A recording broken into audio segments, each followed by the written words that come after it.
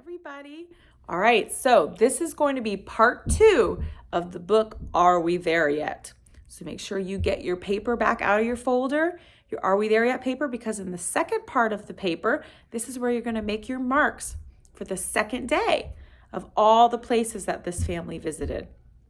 Okay, so if you need to, pause this video and go get your paper out because you're going to be marking every time they visit a new place. All right, I'm going to pick up right where we left off yesterday. The next place this family is going to visit is called the top end of the country. So let's see, here's the first place. We floated down Catherine Gorge, below towering ochre cliffs. This is the life, said Dad. Just wake me up if we come to a waterfall. We drifted so slowly that even a turtle swam past us. All right, so that's one place. Make a mark. We stayed with our cousins in Darwin. Okay, there's another place. And played in their shady pool until we were as wrinkled as prunes. You ever stay in a pool till you get wrinkly?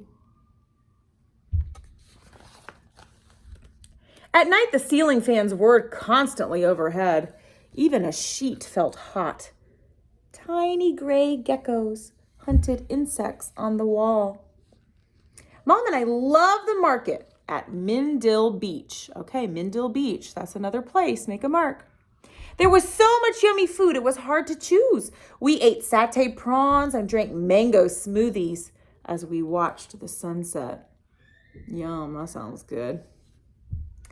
We drove across the floodplains past Egrets and Jabiru, and Billy asked, "Are we there yet?" Okay, here comes another place. At Kakadu, we went on a Billabong cruise.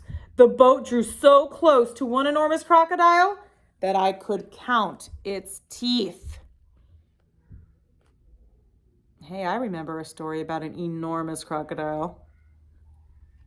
All right, so that's another place. Make a mark. We swam at Gunlom, another place where there were no saltwater crocodiles. The water was cool and silky. Dad kept diving under and grabbing my feet, and even though I knew it was him, I screamed every time.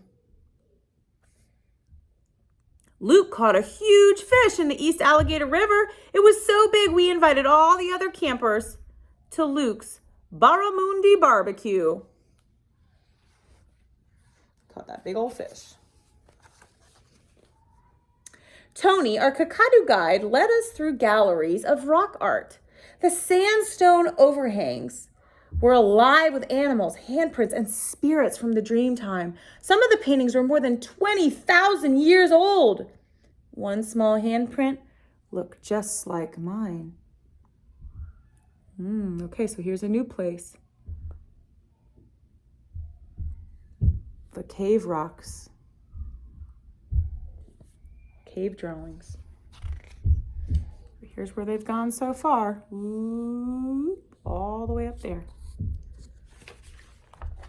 The far north. So now they're at the very top of Australia. As we traveled on the Barkly Highway, we caught up with a big mob of cattle. We stopped to share our cool water with the dusty drovers, and the boss let me ride his horse for a little way. Taffy was the same color as Bess and just as gentle, but twice as tall. Her horse at home is called Bess. Near Cloncurry, the flying doctor's plane flew over us. We invented patience for him, and Luke had the best idea. A drover, which sounds like it's kind of like a rancher, right, or a cowboy. A drover who had got buckled off his horse and landed on a spiny anteater. Okay, here's a new place they're going. At the circus at Mount Isa, an elephant ate my horrible hat. She swiped it off my head with her trunk and scoffed it. "Oh, thank you, elephant," I shouted. She hated that hat. Dad bought me a new hat at the Mariba Rodeo. Okay, so they went to a rodeo. That's another place. "You look like a real cowgirl, Gracie," said Mom. "This is the cracker." The whip, it makes noise. We met an old stockman who taught us how to crack a whip. He showed Luke how to twist the cracker. That night, Billy and I rode our broncos until they couldn't buck anymore. They're riding Mom and Dad. The next morning, we drove through the shadowy green rainforest, and Billy asked, "Are we there yet?"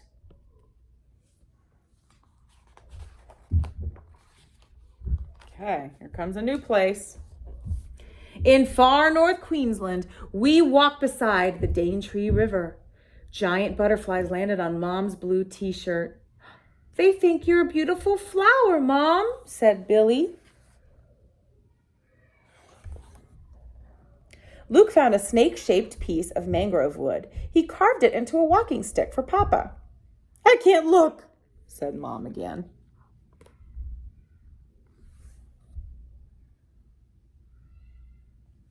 I see some fingers with Band-Aids. Do you think Luke might have cut his fingers while he was carving that stick? The Great Barrier Reef. Hey, we talked about that in that other story about the coral reef. The Great Barrier Reef was a swirling underwater carnival of fish and coral.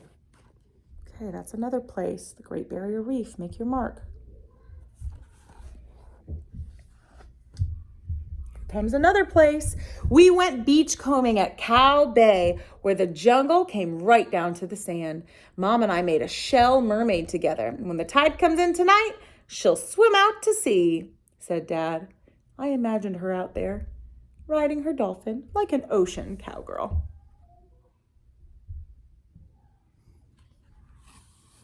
Here they are. They've gotten all the way around to here. Heading south. All right, here comes another place. In Cairns, we spent all our time at the pool. One day, Mom crashed into Billy on the water slide and got banned for the whole afternoon. There's one place, make your mark. At Hinchinbrook Island. Oh, another place, make another mark. We hiked for hours to swim at Mulligan Falls. That evening, we were so tired and sore, we all needed a back rub. We left the coast and drove inland to visit our friends at Miles. We all helped on the farm, and Luke had a go at shearing a sheep.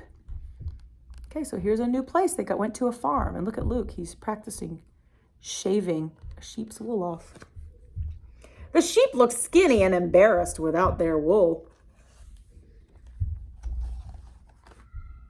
At Surfer's Paradise. Okay, that sounds like another place. We rode a scary bungee ride. "Ah!" moaned Dad as it catapulted up. "I can't look." But Mom laughed as she spun above the lights. "I can look," she shouted. Later that week, we caught heaps of fish off the jetty at Forster. Oh, another place. Here's all the fish they caught. Mom's, Luke's, Billy's, Dad's, mine. Boat skimmed across the sea as we drove down the coast, and Billy asked, "Are we there yet?"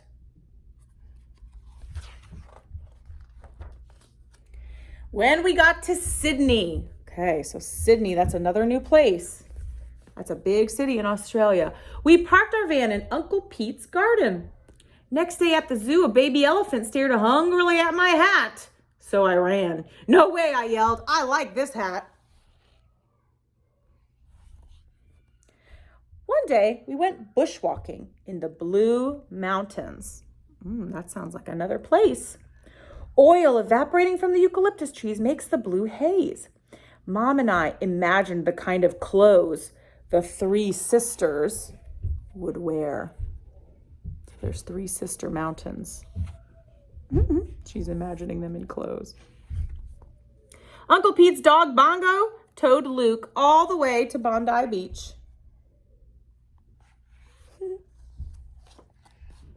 Our last night in Sydney, we had a picnic overlooking the harbor. Cascading fireworks exploded across the sky, and their reflections shimmered on the water. It felt like a farewell display just for us. If you've ever seen Finding Nemo, you remember they go to Sydney, right? And you even can see this famous building in Sydney in the movie. So let's see how far they've gone so far. All the way down here is where Sydney is. They're almost back home.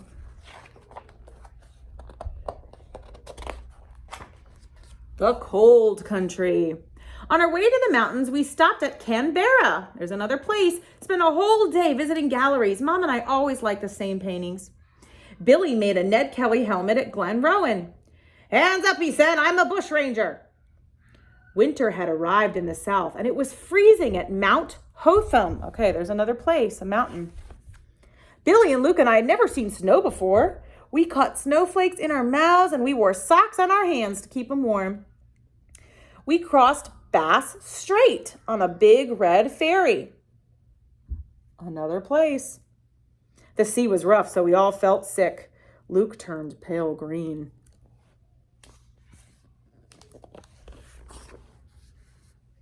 Okay, here comes another place. In the Hobart Museum, we saw a stuffed Tasmanian tiger. I felt so sad to think they were extinct. Mom tried to cheer me up.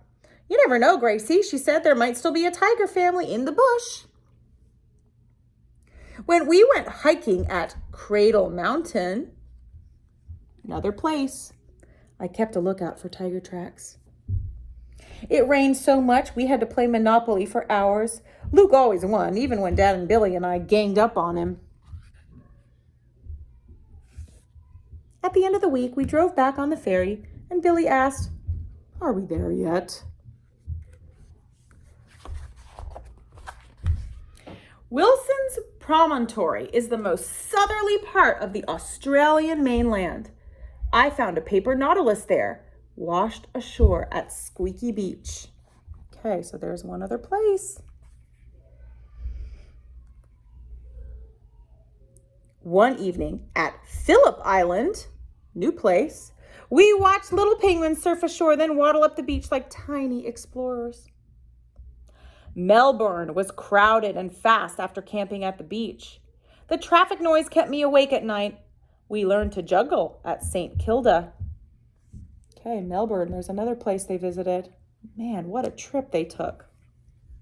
On the last day of our trip, Dad got us up early. As we drove away from the big city, I looked back at the dawn through sleepy eyes. Winding along the great ocean road, we stopped to look at the 12 apostles standing in the surf.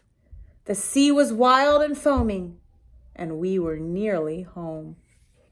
Okay, here's one other place they visited, the 12 apostles. You think those rocks are what they call the apostles? There must be 12 of them.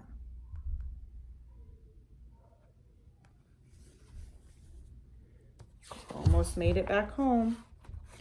Finally, we were back at our house. Buffy was so pleased to see us. She jumped right into the car. I cuddled Tigger and called out to Bess. It was good to hear her whinny back. Billy woke up and asked, "Are we there yet?" And we were. We were home. So there she is, cuddling all her pets that she missed so much on that 3-month trip. Wasn't that an awesome book? Can you imagine taking a trip like that for 3 months around the whole continent of Australia? It looks awesome. That's something that, man, I would love to do one day. Okay, so now you're going to use that paper that you've been marking all those different places they visited.